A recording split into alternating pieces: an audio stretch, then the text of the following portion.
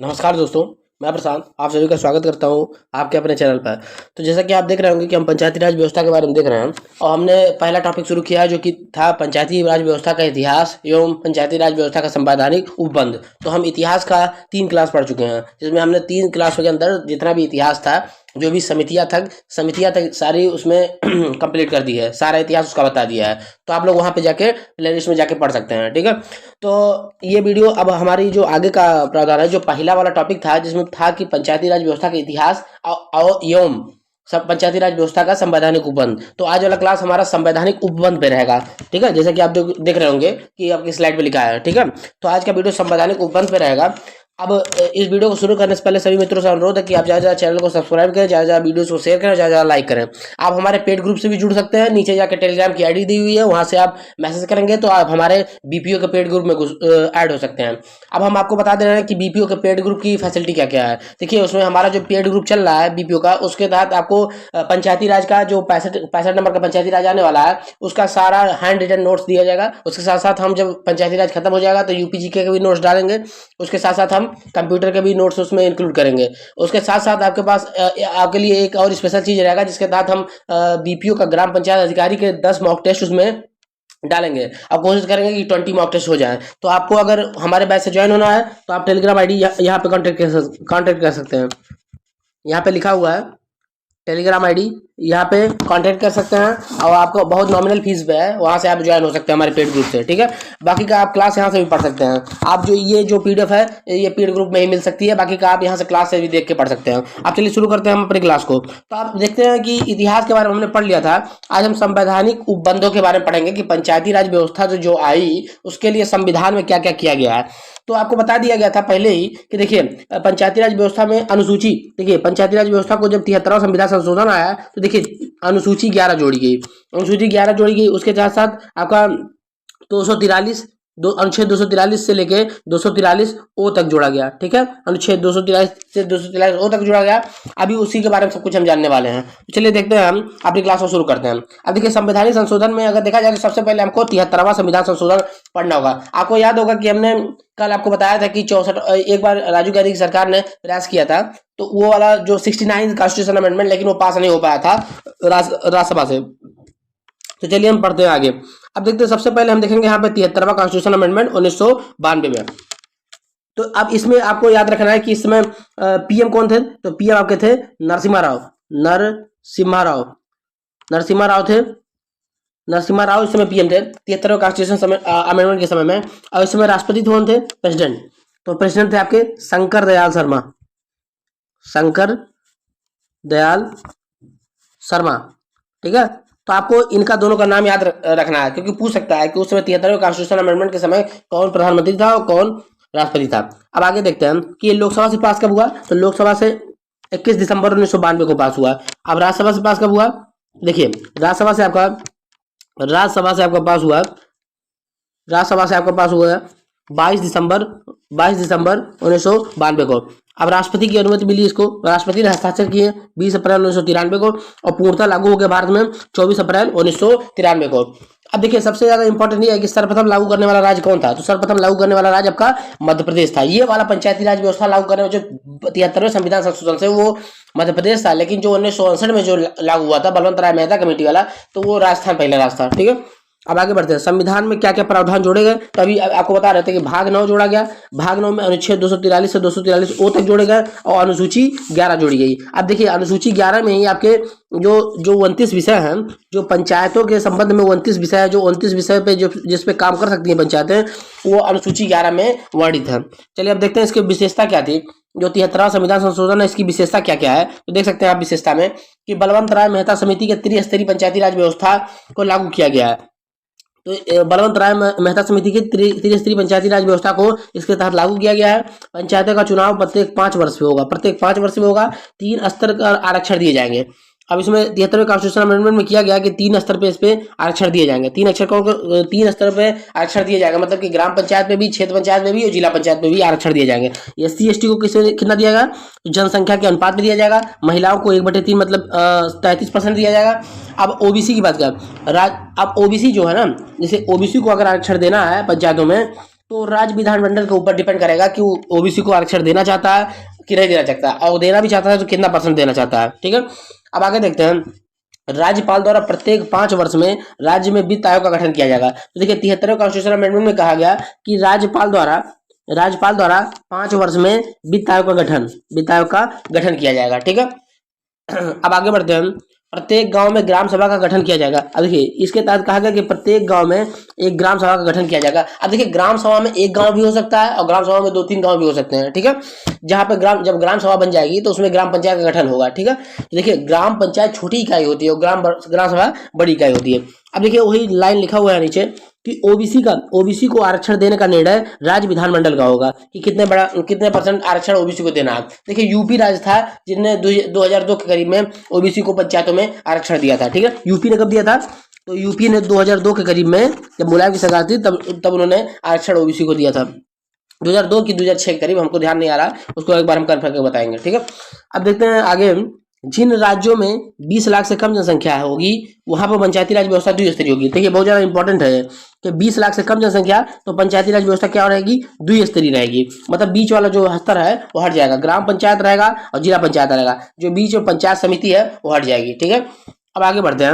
अब हम सबसे ज्यादा, अब जो संवैधानिक उपबंध में हम पढ़ेंगे भाग 9, जो संविधान का भाग 9 है और अनुच्छेद 243 से लेकर 243 ओ तक, इसको हम पढ़ेंगे कि कौन से अनुच्छेद में क्या क्या वर्णित है। ठीक है, तो हम एक एक अनुच्छेद इसको पढ़ेंगे। ठीक है, और देखिए यहाँ पे लिखा हो, ये तो हमारा संवैधानिक उपबंध हम पढ़ रहे हैं। अब इसके बाद जब दूसरा चैप्टर शुरू होगा कि जो ग्राम सभा मतलब पंचायती राज व्यवस्था का आधुनिक स्वरूप, तो उसमें हम एकदम डीपली से पढ़ेंगे कि ग्राम सभा क्या होती है और ग्राम सभा में कितने लोग की बैठक हो सकती है, बैठक कितनी बार होती है, सब हम उसको बहुत डीप से पढ़ेंगे। तो खाली हम इसमें पंचायती राज व्यवस्था का उपबंध बता रहे हैं, उसका डीप एनालिसिस हम नेक्स्ट चैप्टर में पढ़ेंगे, जो कि आपका नेक्स्ट चैप्टर है कि पंचायती राज व्यवस्था का आधुनिक स्वरूप, उसको और डिटेल में पढ़ेंगे। और उसमें उत्तर प्रदेश पंचायती राज अधिनियम 1947 और उत्तर प्रदेश क्षेत्र पंचायत एवं जिला पंचायत अधिनियम 1961 को भी पढ़ेंगे हम। ठीक है, तो देखते हैं कि 1943, देखिए अब देखिए 243 अनुच्छेद 243 संविधान का है, उसमें क्या लिखा हुआ है कि पंचायती राज व्यवस्था की परिभाषा दिया हुआ है कि पंचायती राज व्यवस्था क्या है, उसका परिभाषा दिया हुआ है। ठीक है, अब अनुच्छेद 243 का ए देखते हैं। 243 का ए, अनुच्छेद 243 ए में क्या दिया हुआ है कि ग्राम सभा के बारे में उल्लेख है। अभी हम आपको नेक्स्ट चैप्टर में, जब नेक्स्ट चैप्टर शुरू होगा तो उसमें बताया जाएगा ग्राम सभा क्या है और कैसे गठित होती है। तो इसका टेंशन ना लें आप, खाली आप संवैधानिक उपबंध पे ध्यान दें। आपको पूछेगा डायरेक्ट कि 243 के ए में क्या उल्लिखित है, सीधे पूछेगा। ठीक है, तो क्या उल्लिखित है इसमें? तो सबसे ज्यादा इसमें इंपॉर्टेंट है कि 243 के ए में आपका ग्राम सभा के बारे में उल्लेख है। अब आता है 243 का बी। तो 243 में क्या है? पंचायतों का गठन, मतलब पंचायत कैसे गठित की जाएंगी उनके बारे में दिया गया है। ठीक है, तो पंचायतों का गठन के बारे में अनुच्छेद 243 के बी में दिया हुआ है। अब हम आगे बढ़ते हैं, 243 का सी देखते हैं। अनुच्छेद 243 में पंचायत की संरचना, मतलब पंचायत की संरचना यह है कि पंचायत में कौन कौन से शामिल होंगे। देखिए अब जिला पंचायत में देखिए बहुत लोग शामिल होते हैं, जैसे जिला पंचायत सदस्य, जिला पंचायत अध्यक्ष, एमएलए, एमपी, नगर पालिका अध्यक्ष, बहुत लोग शामिल होते हैं। तो इस तरह से संरचना होती है कि कौन कौन पंचायतों में संरचना में शामिल होगा। अब सबसे ज्यादा इंपॉर्टेंट आपका है 243 का डी, अनुच्छेद 243 का डी, पंचायतों में आरक्षण, सबसे ज्यादा इंपॉर्टेंट यही है। अब देखिए इसके अनुसार क्या क्या है, एससी एसटी को जनसंख्या के अनुपात पे, एससी एसटी को जनसंख्या के अनुपात में आरक्षण दिया जाएगा। एससी एसटी के आरक्षित स्थानों पर 1/3 आरक्षण एससी एसटी की महिलाओं का होगा। देखिए जैसे कि देखिए मान लिया कि एससी एसटी की सीट आई, जो भी मतलब 21% जो भी एससी एसटी का रिजर्वेशन है, 21% रिजर्व हुआ सीट। अब उस 21% में से भी 1/3 पहला परसेंट, जो 1/3 होगा, 33% जो होगा एससी एसटी की महिलाओं के लिए होगा। तो वही यहाँ पे लिखा हुआ है कि एससी एसटी के आरक्षित स्थानों पर 1/3 आरक्षण एससी एसटी के महिलाओं का होगा। तो ये बहुत इंपॉर्टेंट है, इसको आप ध्यान रखेंगे और याद रखेंगे, ये वाला इंपॉर्टेंट है। ठीक है, ये वाला जो पॉइंट है। ठीक है, अब इसका देखें आरक्षण कैसा होगा, तो आरक्षण चक्रीय अनुसार दिया जाएगा। चक्रीय अनुसार में देखिए, चक्रीय अनुसार क्या होता है, जैसे मान लिया ये 5 सीटें हैं, देखिए जैसे 5 सीटें हैं ये हैं, तो मान लिया यहाँ पे जनरल आया, यहाँ ओबीसी आया, यहाँ एससी आया, यहाँ एसटी आया, यहाँ महिला आया। तो तो ये रोटेट करता रहेगा। अब यहाँ पे जनरल आ जाएगा, यहाँ एसटी आएगा, यहाँ ओबीसी आएगा, मतलब ऐसे राउंड करता रहेगा, राउंड करता रहेगा। मान लिया कि हम आपकी पंचायत में मान लिया इस बार जनरल का आया, जनरल मेल आया, तो अगली बार हो सकता है जनरल फीमेल आया, ठीक है। और उसके अगली बार हो सकता है ओबीसी मेल आया, उसके आगे बाद ओबीसी फीमेल आया, उसके आगे बाद एससी मेल आया, और उससे आगे बाद एससी फीमेल आया। तो ऐसे चक्रीय रोटेशन करता रहेगा, ठीक है, आरक्षण। तो इसको कहते हैं चक्रीय अनुसार आरक्षण देना। तो ये भी इंपॉर्टेंट है, पूछ सकता है ना कि पंचायतों में आरक्षण किस पद्धति से दिया जाता है, तो चक्रीय अनुसार दिया जाता है। महिलाओं को आरक्षण कितना है, तो महिलाओं को 1/3 आरक्षण है। राज्य विधानमंडल के द्वारा विधि के अनुसार इसे बढ़ाया भी जा सकता है। अब देखिए 1/3 तो पंचायती 73 कॉन्स्टिट्यूशन अमेंडमेंट से दिया गया है, लेकिन उन्होंने बोला कि राज्य विधानमंडल चाहे तो इसको विधि बनाकर इस आरक्षण को बढ़ा सकता है। ऐसे सभी राज्यों ने, मतलब लगभग 20 राज्यों ने आरक्षण को 50% कर दिया है, मतलब कि महिलाओं के लिए पंचायती राज व्यवस्था में आरक्षण 50% कर दिया है। अब हम देखेंगे, अब यह देखिए नोट में लिखा हुआ है वही कि 20 राज्य ऐसे हैं जो महिलाओं को, देखिए 20 राज्य हैं कि जिन्होंने आरक्षण महिलाओं का 1/3 से बढ़ाकर 50% तक कर दिया, मतलब कि 1/2 कर दिया है, ठीक है। अब 8 राज्य ऐसे बचे हुए हैं जहां पर पंचायती राज व्यवस्था में महिलाओं का आरक्षण 33%, जिसमें आपका यूपी भी शामिल है, ठीक है। अब देखिए ये सबसे ज्यादा इंपॉर्टेंट ये भी है कि पूछ सकता है निम्नलिखित में से किस राज्य में पंचायती राज व्यवस्था में महिलाओं का आरक्षण 1/3 है। तो अब देखिए लगभग सारे राज्यों में, 20 राज्यों में 50% आरक्षण है, लेकिन जो 8 राज्य हैं उनमें खाली 33% आरक्षण अभी भी है, ठीक है। तो अब कौन कौन से राज्य हैं, तो आपको देखिए सबसे ज्यादा इंपॉर्टेंट है कि आपको याद रखना है। देखिए पहले ज्यादातर राज्य आपके उधर नॉर्थ ईस्ट के हैं। देखिए सबसे पहले आपको याद करना है, देखिए अरुणाचल, मेघालय, मिजोरम, मणिपुर और नागालैंड। तो देखिए सीधे याद कर लेंगे ना। देखिए अब वहां से अरुणाचल से चलिए, अरुणाचल से आप क्लॉकवाइज रोटेट करेंगे। तो देखिए पहले अरुणाचल आएगा, फिर उससे नीचे थोड़ा जाएंगे तो नागालैंड आ जाएगा, उससे नीचे जाएंगे तो मणिपुर आ जाएगा, उससे नीचे जाएंगे तो मेघालय आ जाएगा, और फिर क्लॉकवाइज रोटेट होकर जाएंगे तो मिजोरम आ जाएगा, ठीक है, मेघालय आ जाएगा, ठीक है। देखिए अरुणाचल प्रदेश, नागालैंड, मणिपुर, मिजोरम और मेघालय, 5 राज्य उधर के हो गए। अब एक गोवा जोड़ लीजिए, छोटा सा राज्य है गोवा जोड़ लीजिए, और उसके बाद अपना यूपी और हरियाणा। अब देखिए हरियाणा में तो देखिए जानते हैं कि महिलाओं पे कितना वो किया जाता है, तो वहाँ पे 50% तो देंगे नहीं। आप इसको याद कर सकते हैं कि हरियाणा में तो नहीं होगा। और यूपी भी हमारा शामिल है, जहाँ पे महिलाओं के लिए पंचायती राज व्यवस्था में आरक्षण 33% है, ना कि 50% है। बाकी का इन 8 राज्यों को छोड़कर और जितने राज्य हैं वहां पर महिलाओं के लिए आरक्षण 50% करीब है, ठीक है, 50% ही है, ठीक है। तो ये 8 राज्य हो गए। अब देखिए यहाँ पे ट्रिक दिया हुआ है, इसका ट्रिक है कि हम 2 mm गन चलाएंगे, ठीक है। तो हम 2 mm जैसे होती है ना, 2 mm 8 mm होती है ना, तो हम 2 mm गन चलाएंगे। तो इससे क्या हो गया, एच से हरियाणा हो गया, यू से उत्तर प्रदेश, एम से मिजोरम, एम से मेघालय, एम से मणिपुर, जी से गोवा, यू से उत्तर प्रदेश और यहाँ से नागालैंड होगा। हमें ये रहेगा, मतलब अरुणाचल प्रदेश आ जाएगा। तो यहाँ से देख लेंगे आप लोग। अब 243 का ई देखते हैं, पंचायतों की अवधि। देखिए 243 के ई में दिया हुआ है पंचायतों की अवधि कितनी होती है, 5 वर्ष की होती है पंचायतों की अवधि। अब उसके आगे देखते हैं 243 का एफ, अनुच्छेद 243 का एफ। तो सदस्यों के लिए अयोग्यता, सदस्यों की अयोग्यता कैसी होगी, उसकी शर्तें दी हुई हैं। तो हम आपको इसके बारे में डिटेल बताएंगे जब ग्राम सभा में पढ़ेंगे आगे के नेक्स्ट चैप्टर में, तो इसके बारे में डिटेल डिस्कशन होगा, ठीक है। अब आगे देखते हैं, सबसे ज्यादा इंपॉर्टेंट आपका है आर्टिकल 243 का जी या छा। हिंदी में पूछ सकता है कि 243 का छा क्या है। तो पंचायतों की शक्तियां, देखिए इसमें शक्तियां, प्राधिकार और उत्तरदायित्व के बारे में दिया गया है। कहाँ पे दिया गया है, तो 243 के जी में पूछ सकता है ना कि पंचायतों की शक्तियां, प्राधिकार और उत्तरदायित्व के बारे में वर्णन किस अनुच्छेद में है, तो 243 के जी में है, या हिंदी में बोलेंगे कि 243 का छा। अब 29 विषय भी यहीं पे वर्णित है, 229 विषय भी यहाँ पे वर्णित है। अनुसूची 11 में भी वर्णित है, लेकिन 243 के जी में भी वर्णित है। तो सबसे ज्यादा इंपॉर्टेंट क्वेश्चन यही है, इसको आप याद रखेंगे, ठीक है। जैसे 243 का डी भी इंपॉर्टेंट है और जी भी बहुत इंपॉर्टेंट है, ठीक है। अब आगे बढ़ते हैं 243 का एच देखते हैं, अनुच्छेद 243 का एच। अब यहाँ पे दिखा हुआ है, देखिए एच क्या है, पंचायतों द्वारा अधिरोपित करने का कर। अब देखिए कर अधिरोपित करने का अधिकार, मतलब 243 का एच कहता है कि पंचायतें कर लगा सकती हैं, उसका अधिकार दिया गया, कर अधिरोपण का अधिकार दिया गया है इसमें 243 के एच में। अब देखते हैं 243 का अनुच्छेद 243 का आई। अब देखिए सबसे ज्यादा इंपॉर्टेंट, देखिए 243 का आई, अभी जो वित्त आयोग है इसके बारे में हम बहुत डिटेल डिस्कशन करेंगे आगे के चैप्टर्स में, लेकिन यहाँ पे हम संवैधानिक उपबंध खाली देख रहे हैं। तो 243 के आई में क्या दिया हुआ है, राज्य वित्त आयोग, राज्य राज्य वित्त आयोग, राज्य वित्त आयोग जो रहेगा कि जो पैसों का वितरण करेगा, राज्य से बोलेगा कि इतना इतना पैसा पंचायतों को दिया जाए, तो ये राज्य वित्त आयोग का गठन 243 के आई के अनुसार किया जाएगा।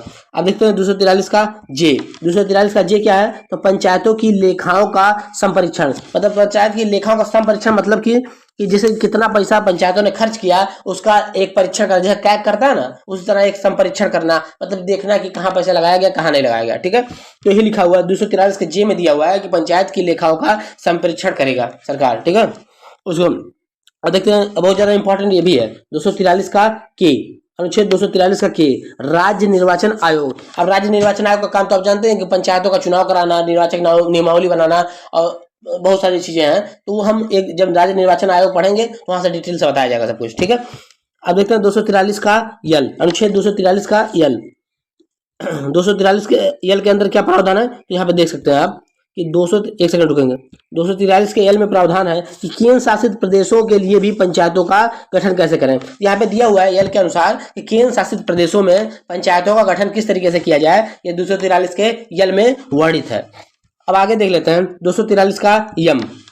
243 का यम है कि इन भागों का कपितय क्षेत्रों पर लागू ना होना, मतलब 243 का यम में दिया हुआ है कि पंचायती राज व्यवस्था किन किन राज्यों पर और किन किन जगहों पर लागू नहीं होगी। तो कहाँ कहाँ लागू नहीं होगी, मेघालय में लागू नहीं है, मिजोरम में लागू नहीं है और नागालैंड में लागू नहीं है। ठीक है, तो कहाँ कहाँ लागू नहीं है, मेघालय, मिजोरम और नागालैंड में पंचायती राज व्यवस्था लागू नहीं है। तो याद करेंगे मेघालय, मिजोरम और नागालैंड में पंचायती राज व्यवस्था लागू नहीं है। ठीक है, अब 243 का एन देखते हैं, अनुच्छेद 243 का एन। तो एन में क्या दिया है, पंचायतों का बना होना। पंचायतों का बना होना मतलब कि 5 वर्ष तक पूरा पंचायत चलेंगी, उसको बीच में डिजॉल्व नहीं किया जा सकता। तो यहाँ पे दिया हुआ है कि पंचायतें बनी रहेंगी, उसको राज्य सरकार चाह के भी डिजॉल्व नहीं कर सकती 5 साल के अंदर। तो 243 का एन में दिया हुआ है कि पंचायतों का बना रहना। अब अंतिम अनुच्छेद है जो कि 243 का वो है। अब 243 के ओ में क्या लिखा हुआ है कि निर्वाचन संबंधित मामलों में न्यायालय का हस्तक्षेप वर्जित है। मतलब कोई निर्वाचन संबंधित अगर मामला हो गया कि मतलब कि कुछ भी विवाद हो गया तो उसमें न्यायालय का हस्तक्षेप वर्जित है। मतलब न्यायालय उसमें हस्तक्षेप कुछ नहीं कर सकती है। मतलब मान लीजिए ग्राम प्रधान का चुनाव हुआ, उसमें कुछ बेईमानी हो गया तो उसमें न्यायालय नहीं जा सकते लोग, मतलब न्यायालय का वर्जन है, मतलब न्यायालय उसमें कुछ भी नहीं कर सकती है। ठीक है, तो 243 के ओ में वर्णित है ये। ठीक है, तो ये रहा आपके 73वें कॉन्स्टिट्यूशन अमेंडमेंट 1992 के माध्यम से जो संविधान में संवैधानिक प्रावधान जोड़े गए, ये रहा सारा संवैधानिक प्रावधान पंचायती राज व्यवस्था का। अब इसके बाद का जो चैप्टर हमारा होगा वो होगा कि पंचायती राज व्यवस्था का आधुनिक स्वरूप, इसके बाद वाला चैप्टर है। तो उसमें हम पढ़ेंगे कि ग्राम सभा क्या होता है, ग्राम पंचायत क्या होता है, क्षेत्र पंचायत और जिला पंचायत क्या होती है, उसको हम देखेंगे। ठीक है, तो ये रहा हमारा वीडियो। आप ज़्यादा वीडियो को सब्सक्राइब, ज़्यादा चैनल को सब्सक्राइब करेंगे, ज़्यादा वीडियो को शेयर करेंगे और ज़्यादा लाइक करेंगे। आप हमारे पेड ग्रुप से भी जुड़ सकते हैं, नीचे जाकर टेलीग्राम आईडी पे आप कांटेक्ट करिए, वहाँ से हमारे पेड टेलीग्राम ग्रुप से भी जुड़ सकते हैं, जहाँ पे आपको बता दिया गया है कि क्या क्या मिलेगा। वहाँ पे आपको पंचायती राज व्यवस्था के सारे नोट्स मिलेंगे, साथ साथ यूपीजीके के नोट्स और कंप्यूटर के नोट्स भी दिए जाएंगे। साथ साथ में हम ग्राम पंचायत अधिकारी के 10 मॉक टेस्ट और करीब करीब 20 मॉक टेस्ट देने के प्रयास करेंगे। तो वहाँ से जाके आप मैसेज करेंगे और आप लोग वहाँ से ज्वाइन हो सकते हैं। चलिए मिलते हैं नेक्स्ट वीडियो में। धन्यवाद।